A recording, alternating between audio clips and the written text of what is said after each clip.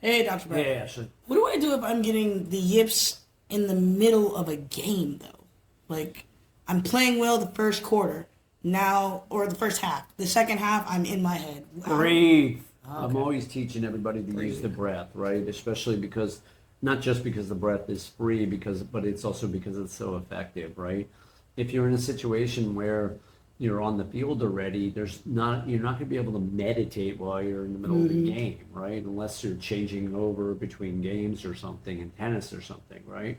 Or you're on the sideline, right? On the sideline, you can go into a meditative state if you practice enough. But what you can do is basic box breathing, 4 or 5 seconds in, 4 or 5 second hold, 4 or 5 second release, 4 or 5 second hold again. You can do that 2, 3, 4, 5 times. You can do that at night to try to fall asleep. You can practice it during the day. There are other breathwork techniques that are effective too, but the breath in general, short term, is probably going to be the most effective thing you can do. Observation skills are also powerful, bringing your focus into the moment, right? Observing the sky, the clouds, the fields, someone's face. The more you observe, the more present you become. You want to use the positive self-talk as well. Stay present, I got this, and so on.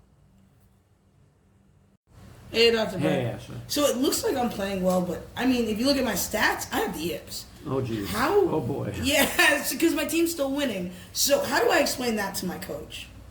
Well, look, the coach is going to know something's wrong. The question is, what is the coach's capacity to, talk it through with you? And what is your capacity to talk it through with the coach? You're probably going to get benched and you're going to have to fight your way back. And that's a tricky thing, right? So the problem with the yips is you're going to get demoted, right? You might not go from major leagues to AAA, but, you might be on the bench for a little while, or you will get demoted from AAA to AA or whatever it is. So you're going to have to fight your way through it and fight your way back. Communication is going to be a piece of that. But hopefully the coaches will have some understanding as well. If they don't, you're going to need to get really tough about how you communicate. And again, this is why having a sports psychologist or mental game coach or life coach can be invaluable. Hey, Dr. Brett. Yeah. So what I really meant was like when you join a new team and you're, they're kind of maybe bullying you a little bit and you're a little scared to practice tough. Now, are we in kindergarten or No, first I mean, grade? you still What get, are we? listen, grown men are still little boys. Yeah, well, we gotta look. I mean, the sports world is about performance, and we got to learn how to get tough, right? And sometimes we go through periods of time where we're yippy, where we lose our confidence. We go through in baseball, they call it a slump, right? You go through slump periods of time, or you do get really yippy, you lose the strike zone or something. You're going to need to work it through. Are there technical aspects of it? Sometimes, like my putting stroke might be too closed or something, whatever it is, and you need to make a little technical adjustment that can go a long way. A lot of times, though, it's mental, emotional, spiritual. Where are you in your life? Are you getting the emotional tar kicked out of you by your girlfriend or boyfriend? You know what I mean? Where, what's going on off the field? Is one of your parents dying or sick? Did you make a bad business decision, right? So what we want to do is clear up all the dramas and distractions, and then what we want to focus on is what's in the way. And sometimes it can be fear of success, fear of failure. It can get a little deep and tricky. That's why sports psychology is growing so much, because there's so many dimensions to this question you're asking. Hey, Dr. Brett. Yes. What's the secret to high pressure situations? So high pressure for some people is too much pressure. They call it the moment, right? But what you're doing is constantly exposing yourself, like the cold or like the heat, to more and more situations where you're having to experience pressure. The more tournaments you play, the better, right? The bigger the tournaments, the closer you get to winning, the better. A lot of people, when they break through, whether it's Scotty Scheffler a few years ago, or Tiger Woods is an exception. He was winning ever since he's a little kid. And Scotty Scheffler was too, #1 player in the world or whatever.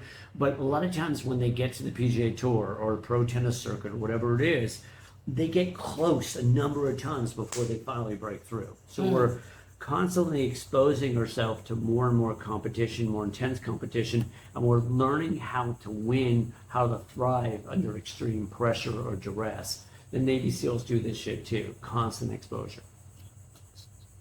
Hey, Dr. Brett. Hey, Ashley. Is there such thing as an unshakable competence? Unshakable confidence. Yeah. Yeah, when you're in the zone, you got a couple of hours or whatever it is on a golf course, and then it's going to go.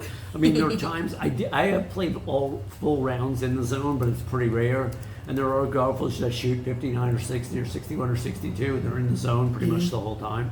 So it can happen, but zones are something that flow states you come in and out of, and what you learn to do is manage the time in between. So you're not always going to be in the zone. When you are, you're picking up chicks. Love it. Hey, Dr. Brett. Hey, Ashley. So what are some strategies when you have to switch teams? How do you deal with the yips when you join a new team? Well, the yips in general are problematic wherever you are. You got to work them through. If you're joining a new team and you have the yips, I'm wondering why. Who's taking you? Like, that's a tricky one, right? Because the yips destroy your confidence, and you're probably being demoted, right? You're going from AAA to AA, or the majors back. One of the kids that I almost coached was in the majors. His parents, I talked to his parents, they loved me, but the agent nixed it. He went from the majors back to AAA because he had the yips. And I was pretty close to getting on the ground there. It would have been a lot of fun to help him work through it, but you got to work it through and then bring your way back and build your confidence back. And that's a process, that's a journey. Hey, Dr. Brett. Hey. So what if I'm performing well on the outside, but I don't feel good on the inside? How does that work? How do I become good on the inside as well as the outside? Yeah, that's a fascinating question, and that's really a question that very few people have ever asked me, right? How do you if you're actually doing well and you don't feel it, that's not uncommon because a lot of athletes, especially top athletes, are perfectionists, right? And so they don't give themselves permission while they're trying to make it at the highest levels to enjoy the process. And so that's really about journey and learning how to enjoy the journey and giving yourself permission to celebrate the victories and not just do what Urban Meyer types used to do, which is, they're dialing after they win a national championship. They can't relax or enjoy any of it. A lot of top athletes have that experience. It's so hard to make it that they can't enjoy it till the end of their careers. And often that's not the best way. Hey, Dr. Brett. Hey, Ashley. One of our interns just started golfing. All right. Which one? Cool. Jared. He just started golfing. So he wants to know, how do I hit the ball every time? I mean, 3 out of 10 makes you a top major leaguer, right? Because think about it. I just looked up the Yankees batting average, and it's 248 for the team. Like, that's their whole team batting average, 248. And they only have a few hitters hitting 300, which is 3 out of 10. So what you're looking at is what I call putting the barrel of the bat on the ball as often as possible. In other words, process, not outcome. If you square up and put that barrel of the bat on the ball, which means you're so present and so focused in the batter's box, you're likely to get a hit one out of 3 times because you hit more and more line drives. You square it up. So again, you're focused on process, not outcome, which is to be so freaking present you can't help but put the barrel of the bat on the ball. Hey, Dr. Hey, Brett. Ashley. So we can't ignore one big part of this mental game, the heat. How do you deal with the heat, especially if you're like a golfer or you're outside the summer playing sports? Well, I mean, if you like Wim Hof at all, the heat and the cold are your friend. In other words, they make you tougher, right? Look, I've been starting to golf again on Mondays in Florida in the summertime. The heat index is 106, 107, 108. I'm doing midday because there's no one out there. I'm playing PGA National. It's fantastic. It's not expensive for us locals, right? It's just the South Florida Golf Pass. And I am blissed out. I'm listening to podcasts or learning Thai and handling 2.5 hours of 107, 108, 109 heat index, 93, 94 degrees plus the humidity, which is 70, 80%. I'm drinking a lot of water, but I'm blissed out because my body is tolerating the heat because I'm adjusting to it like you can adjust to an ice bath or something. I don't have an ice bath. I was thinking about maybe that I should do that next year. But I was listening to Rogan. He was actually giving Andrew Huberman shit for being a pussy around the ice bath. And Rogan's obviously, this is his thing. He's been doing it forever and everything. But when you expose yourself to the cold, you're getting tougher. And literally, believe it or not, Ashley, when I used to live in Westport, Connecticut in my 30s, I used to boycott winter. I didn't wear a winter jacket for like 5 straight winters. That's crazy. At all. That's crazy. And back then, it used to be really cold. Yeah, It'd be 20s and 30s and stuff. And I literally didn't get sick for almost a decade. Like, I just didn't get sick. And I think part of it was before I ever got exposed to Wim Hof, I was doing it without knowing it, exposing myself to the cold. So exposure, it's the same thing with, dating or relationships. You want to expose yourself to experiences. Otherwise, you're not going to have any tolerance. Hey, Dr. Brett. Hey, Ashley. What if you have a captain who isn't being a captain and you feel you can step up to the role of being captain? Yeah, so that's a tricky one, right? Because, leadership is tricky, and it's like if you're the colonel and the general sucks, you can't just take his spot. He's the general. So, and you can't really, you don't want to stab him in the back, and you don't want to undermine him. You got a cruise ship going by, whatever. I kind of want to keep this Right? though. So that's a tricky one. I think the best probably way to handle it is to deal with the captain and try to empower him to become or her to become a better captain, so to speak, right? And if it's not working, then perhaps you have some conversations with the coach or GM or athletic director. But you got to be it's tricky because you don't want to be whining or tattletaling or going behind people's backs unless it's completely necessary. Hey, Dr. Brett. Hey, Ashley. How can quarterbacks, when their team isn't listening, how do you regroup them? Well, when the team isn't listening, that's a deeper issue, right? That's a locker room issue. You've probably lost the locker room, so you got to revisit your leadership skills. What's going on way before you take the snap or in the huddle, right? If they're not listening and you're the leader, the quarterback, you've got a bigger problem. So I think that's a deeper issue around leadership, and it's a longer term issue about, sometimes it can be the environment, meaning the team might, not be the best fit as well. But that's something you're going to need to explore, with your sports psychologist for sure. Cool. Hey, Dr. Brett. Hey, Ashley. So I just met a quarterback and he gets the yips when he's in the pocket. How do we tell him to stay calm under pressure? Okay, well, we don't, anybody can say stay calm under pressure, right? The process is about teaching the calmness off the field or on the field and vice versa. Learning how to train your mind and learning how to stay calm everywhere, in every situation.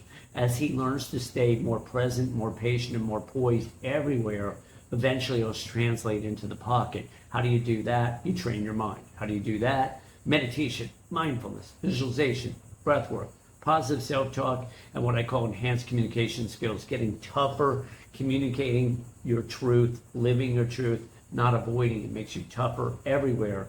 And then you step in that pocket and you're just more present, more patient, and more poised. And you only have 2.6 seconds, but it works.